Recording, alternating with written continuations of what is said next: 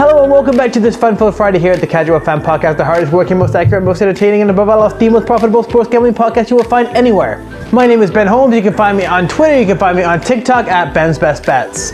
We're on our way to 200 subscribers. Doesn't sound like a lot, but when we hit that, I'm gonna celebrate so hard. So if you guys could give me a reason to do that, that would be awesome. Our bankroll's up for the week, so let's keep it going. We're gonna start off with a big underdog here. We're gonna start off with the Baltimore Orioles plus 175. There's just too much value here. I can't let this line pass me by. The Orioles are slumping. They're 2-8 in their last 10, but they lost to the Mets, the Yankees, the Rays, and the Red Sox. All pretty good baseball teams. All of those teams are better than the Nationals, who they're playing today. And this offense by the Orioles isn't the issue. They just got swept by the Rays, but in that series, they averaged 4.7 runs per game, which is more than the Nats average in their last series versus the Cubs, where they lost 2 of 3. Now this line is probably very heavily favored to the Nationals because Steven Strasburg returns, but do I expect him to be prime postseason Steven Strasburg today? No, he hasn't pitched in 5 weeks. Trey Turner and Juan Soto are 2 of the top 10 hitters in baseball. Soto might be the best. But beyond that, their team isn't much. Soto was banged up for a lot of the year, but the record is a fair indication of where they're at. Now, Jorge Lopez takes them out for the Orioles today. But you don't really need to know that, because as long as John Means is pitching, you know that the Orioles starter that they put out there is going to give up some runs. So I'm not going to go on a whole rant about how the Orioles are going to win, because to be honest, they probably won't. But as of now, the Nats have shorter odds than minus 200. Do people think that Max Scherzer's pitching today? Was there a last-minute pitching change that I'm unaware of? No, it's Strasburg. He's coming back after 5 weeks out. The Nationals are overrated as a team. They shouldn't be this favored against anybody. Now, the Orioles are 9-2 in their last 11 interleague road games versus a team with a losing record. Give me the Orioles plus 175. And if you're feeling frisky and want to parlay this with the over, that will pay plus 425. And the over is 7-0 in the Orioles' last 7 games overall. It's 10-2 in the last 12 games in interleague games versus right-handed starters.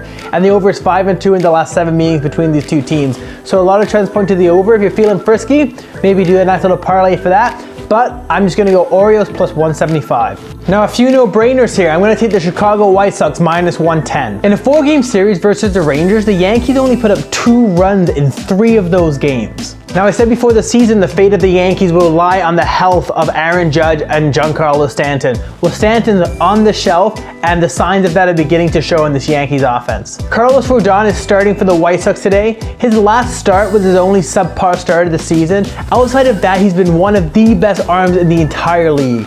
He's second in the league in ERA, obviously behind Jacob deGrom, and he's striking out over 12 guys per 9 innings, only giving up 2 homers on the whole season. And speaking of Rodon's last outing being kind of rough, Jordan Montgomery is exactly the same for the Yankees today. He only lasted 3 innings against the Orioles. Now, if you look at the Chicago White Sox's offensive rating, you will find them at the absolute top of the league. A lot of metrics go into that stat, but they're number 1. They're also 3rd in the league in team OPS at .759, and that's used up to .862 against left-handed pitchers. The White Sox are 6-0 in their last 6 games after scoring 2 or fewer runs in the previous game, and they're 4-0 in the last 4 games following a day off. They're also 5-1 in the last 6 road games versus a team with a winning record. Chicago White Sox currently have 70% of the money on them, so it probably won't stay at minus 110 for long, so jump on that while you can. Another bet close to even money is the Oakland Athletics at minus 105. Unfortunately, we've seen this before with the Angels letting the best player of our generation down again. They're 19-25, and with Mike Trout hurt,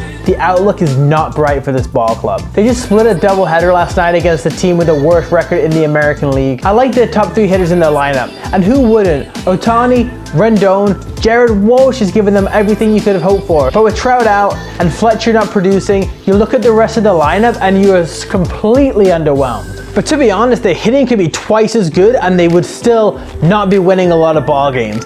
Their rotation has been abysmal this year. Alex Cobb has the lowest ERA amongst their starters, and he has an ERA of 4.79. The worst of the starters, Jose Quintana. He's 0-3 with an 8.53 ERA, hasn't recorded a win since September 5th, 2019. Oh, Oh, and lucky us, he goes tonight. Oakland Athletics all day -105. Like the White Sox, 70% of the money is in on the Athletics already. Act fast. Yet another seemingly even matchup. We're going to go with the Cleveland baseball team -120 against those Minnesota Twins. Now don't mind me while I take the 23-18 home team over the 15-28 road team here. The Twins just played a doubleheader. They won the last game, which actually bodes well for our bet because they haven't won back-to-back games since May 3rd. Tristan McKenzie has all the talent in the world. Now he doesn't go deep. He's walking an unsustainably high amount of batters and is coming off a really bad start. This is going to happen with him this season. He's going to have good outings. He's going to have bad outings. Fortunately, Minnesota are 20th in the league in walk rate and the 25th in the league in contact percentage. They're also 3-9 in their last 12 games versus a starter with a whip above 1.3. So I don't really trust them to take advantage of McKenzie's wild control in this game. Speaking of pitchers, Hell's Angels, Randy Dobnak's getting the start for the Twins.